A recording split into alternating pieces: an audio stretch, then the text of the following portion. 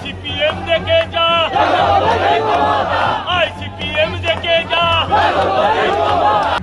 ইনি হচ্ছেন সজল ঘোষ। একটা সময় কংগ্রেস করতেন, তারপরে কংগ্রেস থেকে তৃণমূল থেকে এখন আবার বিজেপিতে গিয়ে তিনি এখন বলছেন যে আইসিপিএম দেখে যা, বিজেপির ক্ষমতা, জনগণের ক্ষমতা, ইত্যাদি ইত্যাদি। তো ইনি এতবার দল চেঞ্জ করেছেন, একবার এই দলে একবার ওই দলে, একজন দল বদলু নেতা যে সিপিএমকে জ্ঞান দিচ্ছে, এটাই হচ্ছে আশ্চর্যের বিষয়। এরা জনগণের জন্য নয়, এরা নিজেরা ক্ষমতা ভোগ করার জন্য যখন যে দল সুবিধাজনক অবস্থায় থাকে এরা সঙ্গে সঙ্গে সেই দলের প্রতিনিধিত্ব করতে সেই দলে পৌঁছে যায়। যেভাবে এখন বিজেপিতে পৌঁছে গেছে, দল বদলু নেতাগুলোর জায়গা কোনো দিন সিপিআইএমে হয়নি, তাই তারা নিজেদের সুবিধার জন্য কোনো দিন সিপিআইএমে যোগদান করতে পারেনি।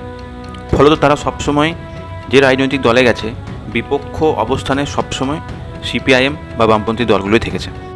পশ্চিমবঙ্গে এখন খাতায় কলমে বিরোধী দল তৃণমূল কংগ্রেস হলেও আসলে বাস্তবের মাটিতে বিরোধী দল হচ্ছে সিপিআইএম। সজল ঘোষের কথার প্রেক্ষিতে কলতান দাশগুপ্ত একদম উপযুক্ত জবাব দিয়েছেন। সজল ঘোষ যখন কংগ্রেস করতেন তখন বলতেন সিপিএম দেখে যা কংগ্রেসের ক্ষমতা, তারপর বললেন তৃণমূল কংগ্রেসের ক্ষমতা, তারপর বিজেপির ক্ষমতা দেখতে দেখতে এত দল পাল্টি হয়ে যাচ্ছে যে এর পরে উনি কি বলবেন ভেবেই তো শরীর খারাপ লাগছে।